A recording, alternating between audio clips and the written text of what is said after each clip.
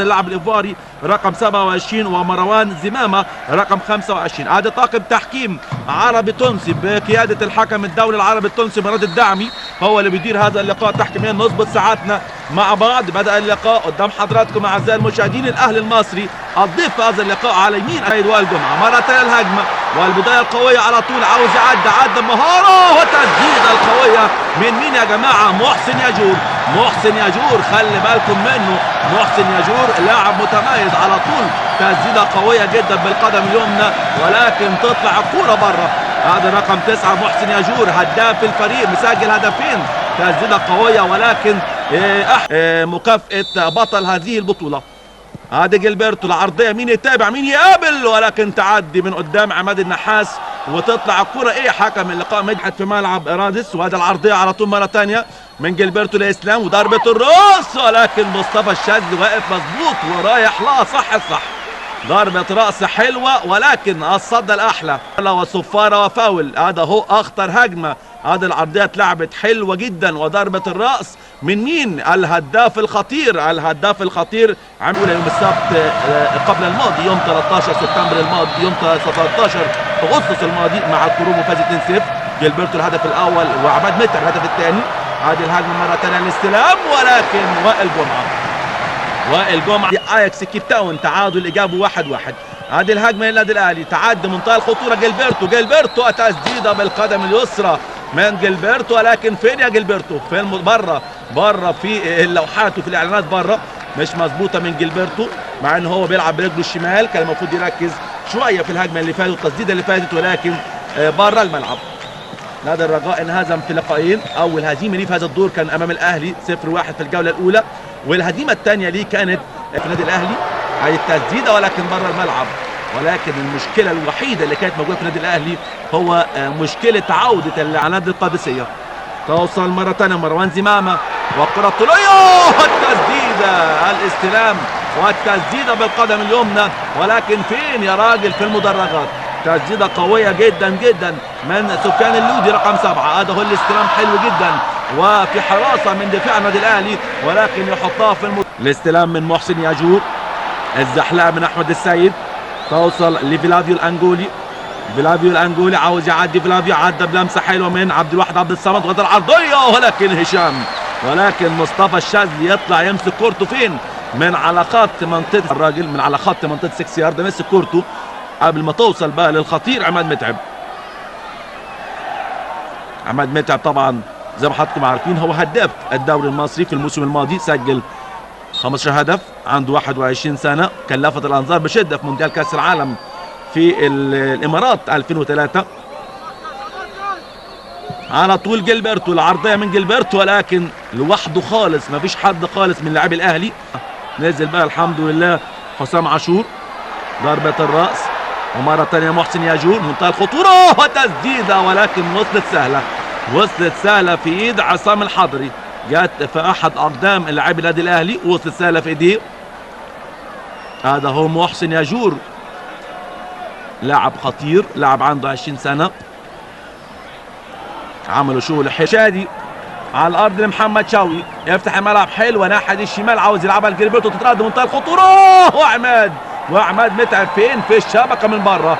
عماد متعب في الشبكه من بره، تترد له منين؟ من المنافس. مفيش رايه مفيش صفاره، والقرار مظبوط من حكم اللقاء مراد الدعمي وهو لوحده خالص وبيحطها بليسنج، ولكن تطلع الكوره بره الملعب وتبقى ضربه مرمى لصالح نادي الرجاء البيضاوي. هجمه خطره جدا، والخطا القاتل من مين؟ من اللاعب رضوان الحايمر الباك الشمال. هذا هو على طول عماد متعب ويحطها بلمسه حلوه وفكر عالي، ولكن حظك وحش يا عماد وحظك حلو يا مصطفى يا شاذلي. مره ثانيه توصل عبد الواحد على طول فيلافيو، كره طوليه لعماد متعب. عماد لسه مع عماد لمحمد بركات لعماد، عاوز يعدي عماد ولكن في لمسه يد على عماد متعب. توصل نبيل مسلوب. القادم ده طبعا ختام الجولة السادسة والأخيرة في الدور الثمانية في المجموعة الأولى. مرة ثانية تسديدة ولكن فين؟ بره الملعب. تسديدة قوية من عماد متعب ولكن فين؟ بره الملعب وتبقى ضربة مرمى. عماد متعب خطفها خط وتسديده قويه، ولكن تبقى ضربه مرمى لصالح نادي الرجاء في اليابان. البطل اللي هيفوز بهذه البطوله هيفوز ب4.5 مليون دولار بالتمام والكمال. ضربه الحره والفاول. محمد بركات على طول، ضربه الراس من عبد اللطيف جريندو، توصل لوائل جمعه، ولكن وائل جمعه بيسيبها وتطلع الكره بره الملعب. التماس للنادي الاهلي، توصل لفلافيو الانجولي، وادي العرضيه مين يتابع؟ استلام من عماد، ولكن الرايه والصفاره والضربه الحره غير مباشره.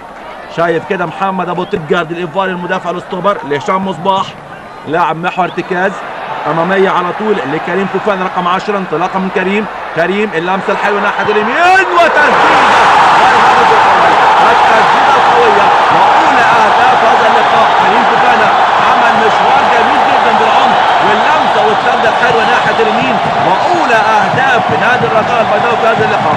الفرحه لعشاق ومحبي النسور الخضر، وفرحه اولى في هذا اللقاء لعشاق ومحبي الابيض، وتصويبه حلوه جدا. هذا هو الراجل، هو ده صاحب المجهود الكبير وصاحب اللمسه الحلوه كريم فوفانا، والسنده لسفيان اللودي. واولى الاهداف سفيان اللودي يضع نادي الرجاء البيضاوي المغربي في المقدمه في هذا اللقاء بهدف اول جميل جدا، مشوار حلو ومجهود فرد رائع من اللاعب الرائع كريم فوفانا، والسنده الحلوه لمحمد لسفيان اللودي، ويحطها حلوه جدا على يمين عصام الحضري. واولى اهداف هذا اللقاء. اخيرا تهتز الشباك هنا في المغرب في الدار البيضاء في ملعب محمد الخامس، ولقاء الاشقاء العرب ولقاء الزعامه، واللقاء اللي بيجمع بين النسور الخضر نادي الرجاء البيضاوي امام الشياطين الحمر النادي الاهلي المصري.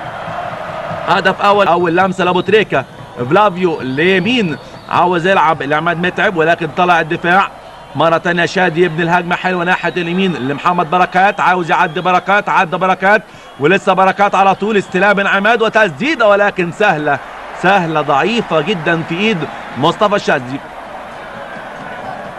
عماد متعب على طول وتسديدة شكلها حلو، تسديدة شكلها حلو جدا من وائل رياض، ولكن فوق العارضة. ادي وائل رياض فكرتها وشكلها حلو جدا، ولكن طلعت الكرة بره وتبقى ضربة مرمى لصالح نادي الرجاء البيضاوي المغربي. هشام مصباح 2 على 2، والكرة الطولية لسفيان اللودي، ولكن جامدة على سفيان وتوصل لعصام الحضري. خلينا طبعا دلوقتي على الدقيقة الأولى، وحكم اللقاء مراد الدعمي ادانا 3 دقايق. اوبا! هدف التعادل للنادي الاهلي، هدف قاتل في وقت قاتل في الدقيقة الأولى من الوقت المحتسب بدل الضايع من نهاية وأحداث هذا اللقاء المرعب يا جماعة والمتعب يا جماعة. عماد متعب اللاعب الخطير، الهداف القدير، هداف الدوري في الموسم الماضي وهداف النادي الاهلي، بيستغل الخطأ القاتل من مين؟ من إدجارد ومن اللاعب رضوان الحيمر، ومتابعة جميلة ومتابعة جيدة من عماد متعب، وبيسجل هدف التعادل في الوقت القاتل من نهاية وأحداث هذا اللقاء في الدقيقة الأولى من الوقت المحتسب بدل الضايع من نهاية هذا اللقاء الجميل والممتع بين الأشقاء العرب والنسور الخضر الرجاء البيضاوي المغربي امام الشياطين الحمر النادي الاهلي المصري. والتعادل الايجابي، تعادل بصعب الفوز، مفيش كلام النادي الاهلي، وعماد متعب بيستغل الخطأ القاتل من المدافع الايفواري إدجارد وبيسجل هدف التعادل. 1-1 نتيجة هذا اللقاء. عماد متعب بيسجل الهدف الخامس للنادي الاهلي في مشواره في هذه البطولة، 5 اهداف لهذا اللاعب في بطولة $1,000,000 والخطأ القاتل والأعلام الحمراء بترفرف ومانويل جوزيه طبعا واحتياط. وبيصفر حكم اللقاء الحكم التونسي مراد الدعمي بنهاية وأحداث الشوط الثاني والمباراة والتعادل الإيجابي 1-1 بين الرجاء البيضاوي المغربي والأهلي المصري في الجولة الخامسة، الجولة